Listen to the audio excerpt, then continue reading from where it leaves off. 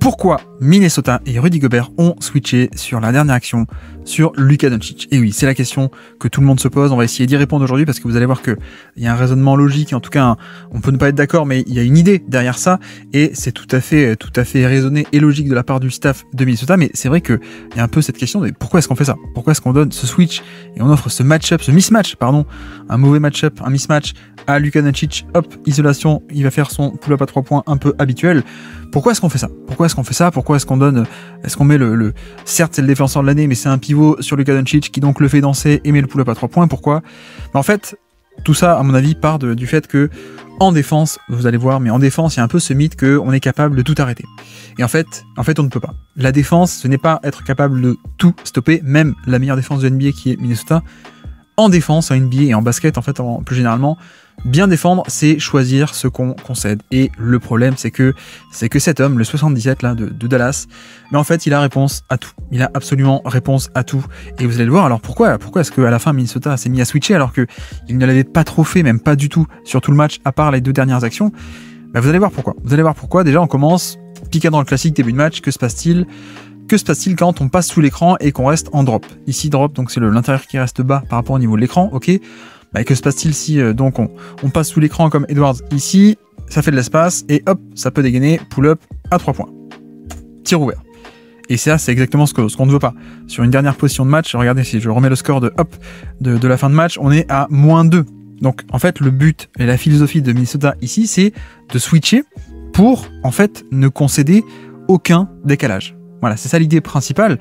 Et vous allez voir qu'en fait, le switch, c'est littéralement la seule couverture qui permet de faire ça, de ne pas offrir un décalage dans l'action et sur l'écran, sur le pick and roll. C'est tout l'intérêt de ce switch. Certes, ça a d'autres inconvénients, comme par exemple, effectivement, d'offrir le mismatch, pas un bon match-up sur isolation, d'accord? Mais au moins, au niveau de l'écran, on ne concède pas de décalage. Donc là, voilà, première type de couverture, le drop. Ça reste bas par rapport au niveau de l'écran et ça passe dessous pour mieux le réceptionner de l'autre côté. Et en fait, non, ça donnerait un tir ouvert de Luka Doncic. Voilà, il y a un petit décalage qui se fait au moment de l'écran, comme l'intérieur est bas et comme ça passe sous l'écran, il y a le décalage, il est là. Le décalage, l'espace, l'avantage, vous l'appelez comme vous voulez, mais il y a un temps où Dallas a un peu l'avantage. Donc là, de nouveau, qu'est-ce qui se passe? Autre exemple, on est en drop et cette fois, ça ne passe pas sous l'écran, ça le suit. On essaie de traverser l'écran. Que se passe-t-il? Luka Doncic a la position préférentielle et donc on revient aussi sur le step back. Voilà. C'est aussi le problème, c'est que quand on ne passe pas sous l'écran, on essaie de traverser. Regardez McDaniels qui se retrouve en retard. Il se retrouve, et évidemment, comme il a traversé l'écran, il est derrière. Et donc Doncic peut ensuite jouer avec ça et revenir sur le step back avec ce petit temps d'avance. Ok. Autre exemple, voici cette fois, et Minnesota cette fois fait un blitz. Qu'est-ce qu'un blitz? Ou parfois on peut dire une prise à deux, une trappe, et blitz, donc on va pas seulement aller au niveau de l'écran, on va aller au-delà. Donc Gobert va monter très agressivement, faire une prise à deux. Et le problème, donc là vous voyez un 2 sur le ballon, donc l'intérieur Gobert qui est monté sur le ballon, et Edwards aussi. Il n'y a pas un switch là, clairement 2 sur le ballon. Le problème, c'est que cet homme, Luka Doncic, c'est le meilleur passeur de NBA contre les prises à 2. Voilà, et vous allez voir, je laisse dérouler. Et voilà. Et ça, c'est un tir ouvert. Voilà, c'est tout le problème, c'est que en termes de couverture agressive, on peut le forcer à lâcher la balle si vous voulez, mais sauf que sur l'action, 2 sur le ballon, avec un blitz très haut et donc 2 sur le ballon, le problème c'est que derrière, s'il y en a 2 ici, ça veut dire qu'on a 1, 2, 3, 4 contre 1, 2, 3 sur le reste du terrain. Et donc, la passe par-dessus, facile, extra passe de Lively vers le corner et un tir ouvert. Donc le décalage, il est ici, cette fois. Le temps d'avance et le tir ouvert. Et ça, c'est vrai qu'un tir ouvert de cette nature, un catch and shoot à 3 points dans le corner, c'est exactement ce que Minnesota ne voulait pas concéder sur la fin de match, évidemment. Donc, voilà. Le blitz, ça ne marche pas parce que tu te découvres un peu trop agressivement. On continue, alors cette fois c'est pas un blitz, c'est plutôt un edge, c'est-à-dire qu'on va pas faire monter Naz Reid très très haut et faire une prise à deux agressive, c'est juste on monte au niveau de l'écran, donc un edge, un soft edge, un show, parfois certains disent, on monte au niveau de l'écran, donc Lively est là et Naz Reid est là, mais ça fait quand même de facto un 2 contre 1 sur le ballon, et donc pareil, on libère, extra passe et 3 points ouverts. Voilà, et ça, encore une fois, un 3 points totalement ouvert en catch and shoot, c'est exactement ce qu'on ne veut pas faire sur une fin de match où ça se joue à la possession près. On va revenir aussi sur cette nuance, mais effectivement, à la possession près, quand on est à la possession près, eh ben on veut pas concéder de décalage, on veut pas concéder de tir ouvert. Et là, le problème, c'est que Doncic, contre les prises à 2 et même contre des 2 contre 1, non pas agressifs, mais un peu de facto, il est capable de punir. Donc là, pareil, hein, vous voyez Naz Reid, hop, le pick and roll, Naz Reid qui monte au niveau de l'écran, en edge, en show, voilà, on contient le ballon. Mais sauf que ça libère la passe, et donc que se passe-t-il? Le décalage, il est créé, le décalage il est même offert par Minnesota, et donc on libère par-dessus, et là c'est pareil, hein, Lively 1, Exum dans le corner 2 contre seulement Mike Conley, 2 contre 1, là cette fois, qu'est-ce qu'il fait? Il fait pas extra passe, vu qu'il a la position, il va directement au panier, il prend la faute, et lancer franc. Donc finalement, ce type de couverture hein, en edge permet d'offrir un décalage. Là, pareil, exactement, même exemple, qui est assez frappant, et pour vous dire à quel point c'est le meilleur passeur de NBA et même de la planète peut-être contre la prise à 2. Regardez la qualité du edge et de la prise à 2 de facto, regardez ça. Karl Anthony Towns et Kyle Anderson ont les bras levés et ils seront pleins sur lui, et pourtant la qualité de la passe qui est capable de libérer et de trouver le joueur ouvert, parce que comme il y a 2 sur le ballon, il y a un joueur ouvert. Donc voilà, le meilleur passeur de la planète sur 2 contre 1, tu veux peut-être pas faire un 2 contre 1 sur la dernière position du match et offrir à Dallas un décalage. Donc ça marche pas. Et puis autre exemple ici, pareil, hein, toujours ce côté passing. Donc là cette fois on a un double écran, double drag qui a été utilisé énormément sur la deuxième mi-temps. Peut-être on expliquera pourquoi une autre fois, mais en gros donc 2 écrans. Cette fois un peu de confusion avec Mike Conley au milieu, lui on veut pas qu'il switch, donc il fait un hard edge et puis il revient. Gobert il est au niveau de l'écran pour contenir. Gafford, écran glissé qui va très vite dans le dos. Qu'est-ce que ça fait? Ça fait que côté faible on a Towns qui est un peu tout seul encore hein, entre le shooter et le rollman, et donc Luka Doncic, hop, la passe par-dessus, laser, voilà, magnifique. Towns a peut-être un quart de seconde de retard, il devrait déjà être dans la raquette, c'est trop tard. Mais voilà, encore une fois, un type de couverture où Gobert est monté au niveau de l'écran et ça n'a pas switché, ça a offert un décalage. Et donc potentiellement un tir ouvert, ou en tout cas un espace, une ouverture dans la défense. De nouveau, le pick and roll à 2 écrans, vous le voyez. Cette fois, que se passe-t-il? Eh ben pareil, on a Gobert qui monte au niveau de l'écran, vous voyez, l'écran est ici, hop, Gobert est très haut, il vient contenir le drive, et donc on a 2 sur le ballon ici, et surtout on a le roll très agressif ici, hop, écran glissé, je pose pas vraiment un écran, je vais dans le dos de la défense, et là pareil, hein, ce fameux 1 contre 2, vous le voyez ici, et puis là encore, on va faire le ralenti, mais on va zoomer vers ici, hein, j'ai mis la souris, regardez la qualité de la passe, par-dessus même la prise à 2, et même par-dessus la longueur de McDaniels et de Rudy Gobert, voilà, c'est aussi pour ça on ne peut pas faire ça, parce que le meilleur passeur du monde, tenez, regardez le ralenti là, le passing dans le trafic et par-dessus la forêt de bras, pourtant immense, hop, voilà, il n'y a pas de bonne solution, et c'est pour ça qu'on ne fait pas de prise à 2 sur un Luka Doncic, c'est que non, c'est trop compliqué. Là on voit un autre angle qui est aussi assez intéressant, et on va voir le 2 contre 1 grâce à cet angle de caméra. Donc ça monte au niveau de l'écran, ça reste assez haut au niveau de l'écran avec Gobert, pas de switch, hop, un edge avec le 2 contre 1, 2 sur le ballon, et la manipulation de défense avec Lively 1, 2 contre Towns, magnifique. Donc effectivement quand on est à la possession près, on ne veut pas offrir de décalage, donc le edge c'est un peu compliqué, on avance, cette fois on est un peu non, ça je voulais aussi le montrer effectivement, pourquoi est-ce que j'ai mis ça, regardez, là on est contre McDaniels, et que se passe-t-il? Même, je sais que beaucoup de monde a critiqué Gobert, parce que pourquoi est-ce qu'il n'est pas arrivé à changer de direction au niveau des appuis, etc. aussi rapidement, et pourquoi est-ce qu'il s'est fait un peu balader? C'est un peu normal. Regardez, même McDaniels, qui est un défenseur d'élite et même un des tout meilleurs défenseurs extérieurs de NBA, même lui, sur le côté décélération et cassage de rythme, changement de direction de Doncic, il se fait avoir. Hein. Regardez la capacité de décélération d'élite de Doncic. Hop, je suis en pleine course et hop, je freine, je m'arrête. Et le défenseur, lui, par contre, il a encore, il a un temps de retard. Hein. Hop, le temps de rebondir et de revenir contester. Donc voilà, c'est pas du tout déshonorant le fait que sur une isolation, Gobert ait un peu galéré et ne soit pas arrivé avec un dixième de seconde plus tôt pour contrer le tir. Non, même McDaniels, en fait, il n'y arrive pas. Et c'est aussi ça, c'est que Doncic, c'est le passing, mais c'est aussi une capacité de décélération et de changement de direction vraiment d'élite, hein, vraiment d'élite. Et là, pourquoi autre exemple de couverture, pourquoi est-ce qu'on n'a pas fait ça en fin de match?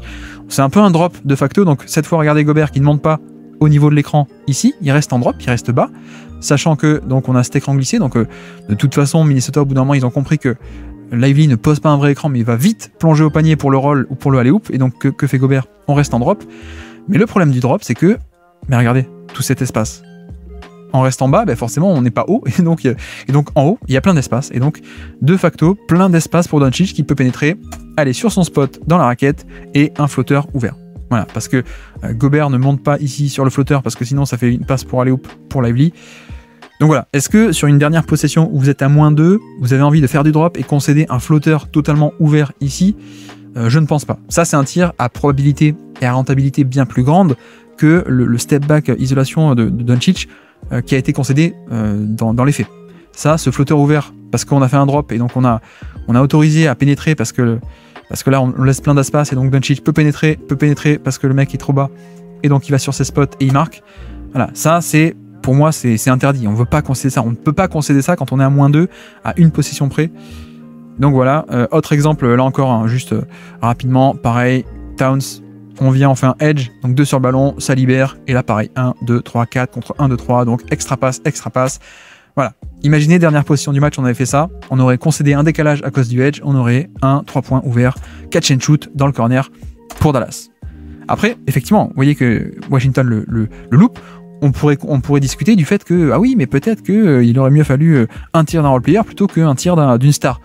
Peut-être, mais en même temps, même en fait, un tir d'un role-player en catch and shoot, c'est d'une rentabilité qui est bien plus grande qu'un pull-up step back à 3 points de Doncic. Même si Doncic, c'est une star, hein. Ça c'est vraiment des maths très, très basiques. Le voici une nouvelle fois le drop, est-ce que vous l'avez vu? C'est-à-dire que hop, pick and roll à 2 écrans, voilà, Gobert qui va rester en drop très bas, parce que Lively ne pose pas d'écran non plus, hop, il coupe, et donc Gobert attend très bas aussi, et donc s'il attend très bas, il y a tout cet espace pour pénétrer, pour aller sur le spot dans la raquette, et en plus là il prend la faute. Voilà, imaginez à -2, pareil, si on avait eu un drop, il avait pu aller dans la raquette pour un flotteur ouvert, ou alors pour 2 lancers francs, qui sont des tirs à plus de, pour Doncic, quoi, 75-80% de réussite, non peut-être pas 80, 75% de réussite. Voilà, ça aurait été très très bien aussi. Une nouvelle fois le drop, et là cette fois, vous avez vu que, hop, l'action d'avant, je vais remonter, pardon. L'action d'avant, Gobert reste en drop, mais surtout il reste accroché au alley-oop, hein. Il reste accroché au roll pour ne pas autoriser le alley-oop, et donc Doncic peut pénétrer et aller jusqu'au panier, prendre la faute, ok. Cette fois, hésitation légère de Gobert qui reste en drop, mais qui hésite un tout petit peu, est-ce que je monte cette fois, parce que quand même ce serait dommage de le laisser un peu d'espace, et donc s'il monte un peu dans le dos, qu'est-ce qui se passe? Le alley-oop de Dereck Lively. Voilà. 2 points faciles également. Et là encore, en fin de match, on ne voulait pas concéder ça. On ne voulait pas concéder un décalage, donc on n'a pas voulu faire ça. Hein. Le drop, que ce soit le drop en restant sur le alley-oop ou le drop en montant un peu plus, ben voilà, c'est pas des bonnes solutions. Et puis, je crois que là, on arrive vers la fin de match. En effet, si je ne dis pas de bêtises, oui, c'est ça. Et donc là, on est sur enfin des systèmes en switchel.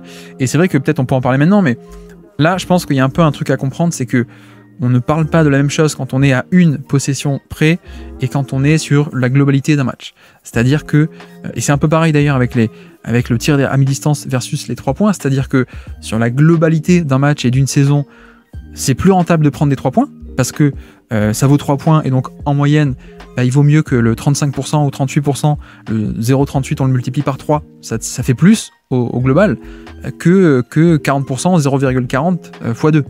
On est d'accord, en termes de rentabilité sur de gros échantillons, oui, il vaut mieux des 3 points que des mi-distances.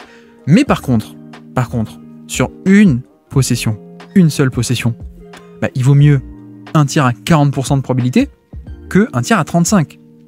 Évidemment que sur beaucoup de tentatives et sur l'ensemble d'un match et d'une saison, c'est plus rentable au final de prendre des 3 points, mais quand on n'a qu'une seule cartouche, qu'une seule possession à jouer, il vaut mieux le mi-distance que le 3 points. Il vaut mieux le tir avec la plus haute probabilité de réussite, évidemment. Et donc en défense, c'est pareil, c'est l'effet miroir. C'est quand on est à une possession près, comme là, vous voyez, 4e quart-temps, 1 minute 20 à jouer, et ça se joue à très très peu, là ils sont à -5 actuellement. Là, on switch tout, pourquoi? Parce qu'en fait, on ne veut pas offrir de décalage, et donc on ne veut offrir que des isolations, précisément. Donc là, vous voyez que McDaniels, il prend le rôle, comme ça, il n'y aura pas de décalage du tout. Voilà, il y a eu un écran, mais il y a 0 décalage. Chacun est encore sur son attaquant, et donc ça se finit en isolation très compliquée. Doncic qui attaque Kyle Anderson, on voit Anthony Edwards qui est dans le gap déjà, qui vient aider, donc pas totalement sur Irving, qui peut attaquer, ça ressort, ça compense bien, et le problème aussi c'est que voilà, peut-être que vous connaissez la fin de cette possession, mais c'est que après toutes ces rotations, c'est forcément un peu plus brouillon côté Minnesota. On est dans le feu de l'action, c'est pas facile d'être organisé. Donc là, ça vient compenser. Et 2 sur le ballon, qu'est-ce qui se passe? Regardez en une fraction de seconde que fait Doncic. il lit le terrain, il trouve le tir à 3 points ouvert dans le corner en catch and shoot. Voilà. Donc ça, c'est aussi un aspect où finalement, en fin de possession, en fin de match, pardon, on veut le faire le switch comme ça, hop, aucun décalage concédé. Quand on est à la possession près, on préfère concéder que des trucs un peu compliqués. Hein. Donc voilà, switch, ça c'est bien, mais par contre, le système d'aide fait qu'ensuite Dallas est capable d'en tirer profit. En plus là, c'est fait exprès. Hein. C'est fait exprès qu'on mette Irving ici, parce que justement, quand il y a un stunt, on est capable, lui, avec son shoot, il aurait pu punir, ou alors attaquer en sortie de dribble, et donc tirer profit de ce décalage. Mais voilà, c'est un peu la débandade dans la défense, une fois qu'on commence à faire des schémas un peu agressifs d'aide, et on finit par être puni, parce que c'est des attaquants d'élite. Et puis, beaucoup de monde s'est un peu moqué de la dernière possession, donc le switch de Gobert sur Doncic. Je vous montre l'avant-dernière possession. On est déjà en switch all. Vous avez vu ? On est déjà en switch all, parce que comme dit, fin de match, on est à une possession près. On ne veut pas concéder de décalage, c'est la philosophie. C'est pas tenable peut-être sur un match, mais sur 2, 3, 4, 5 possessions, on tente le switch all, évidemment. Donc là, voilà, tout le monde switch, pas de problème. Et regardez surtout, que se passe-t-il ? On a Gobert, regardez le positionnement de Gobert et l'attitude. Où est-ce qu'il est, Gobert ? Il est extrêmement haut. Parce que quel est le schéma en fait ? C'est ça aussi qu'il faut comprendre, c'est que en général, les switches, c'est pas juste un switch, juste on change l'écran et c'est fini. Non. Ce que font beaucoup d'équipes NBA, et même la majorité, c'est qu'en fait on switch avec le gros sur le ballon, d'accord, mais ensuite, qu'est-ce qu'on demande au gros ? De rester très haut et de presser très haut. Et pourquoi ? Pour deux choses, parce qu'en pressant très haut, on est dans l'espace du pull-up à 3 points, donc là, Doncic ne peut pas dégainer un pull-up à 3 points facilement parce que Gobert est sur lui, donc ce côté très agressif fait qu'on dissuade un pull-up à 3 points, et surtout, vu qu'on est très haut, on est vulnérable à un drive. Mais sauf que c'est exactement le schéma, puisque en plus du switch, on a une aide qui vient derrière, vous allez voir, c'est Nasrid. Et donc, en effet, en plus, regardez, voilà, il est ici. Et donc, ce qui va se passer, c'est que on est même, j'allais dire, trap the box, mais on est même plus que ça. Comme dit, hein, cette stratégie de dire, tu switch et tu presses très haut pour le forcer à driver, parce qu'en fait, on te force à driver vers une aide.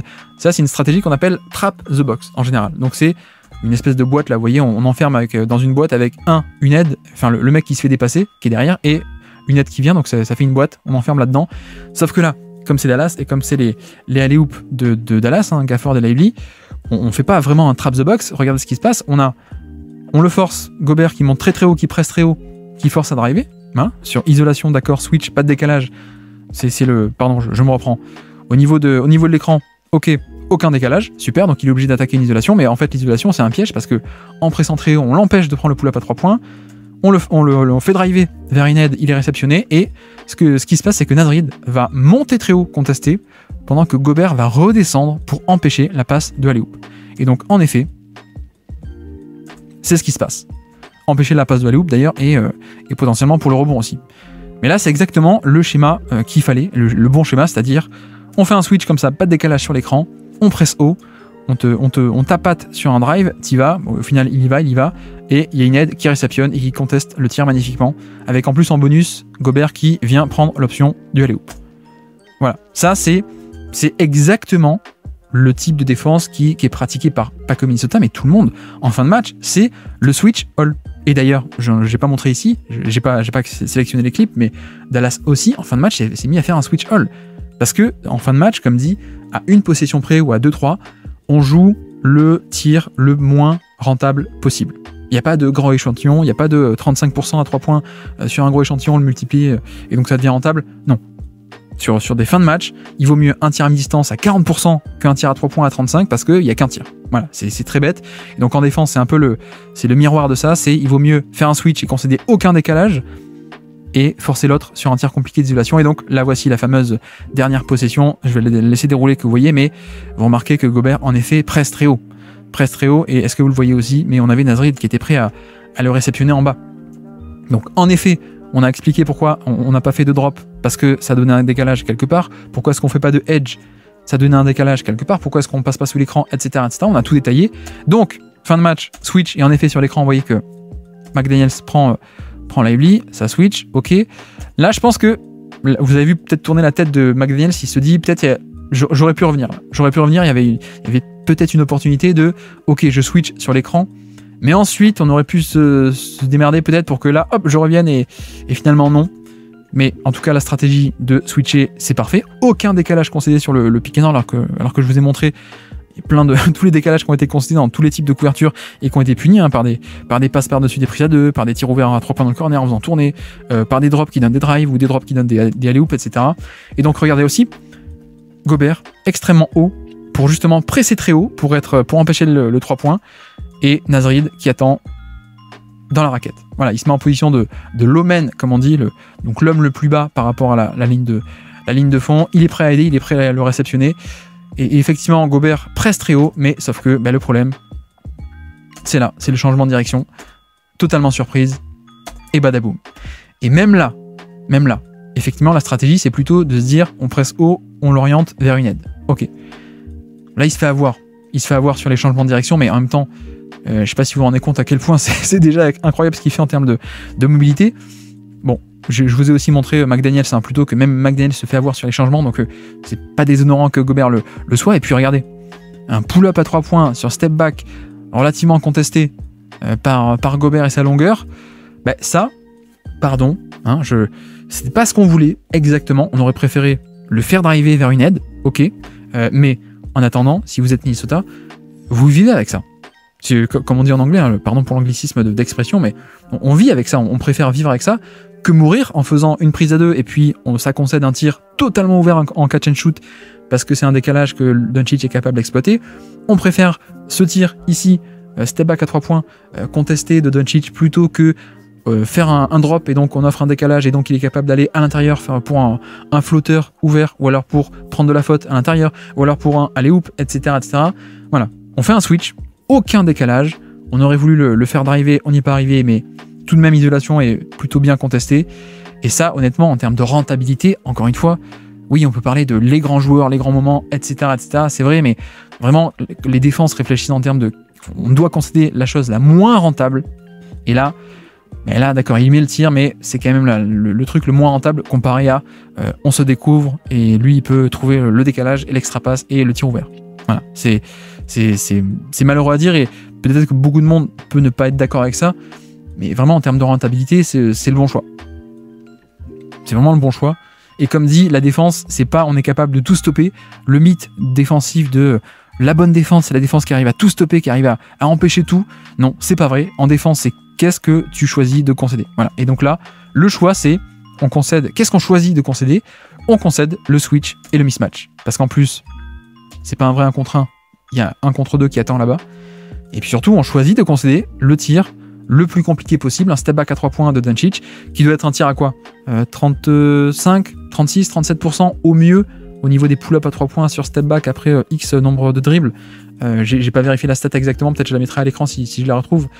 Mais voilà, ça, c'est quand même moins rentable qu'un catch and shoot même de Derrick Jones Jr., même de Irving, ou un layup évidemment à 100% de réussite de proba de Lively. Donc voilà pourquoi est-ce que Minnesota a switché sur le dernier écran pour ne concéder aucun décalage, et en plus, effectivement, l'exécution n'est pas parfaite, mais dans l'idée, voilà pourquoi est-ce que les Wolves ont fait ça. Voilà donc pour cette petite vidéo, on se dit à très bientôt pour un prochain décryptage tactique. Ciao.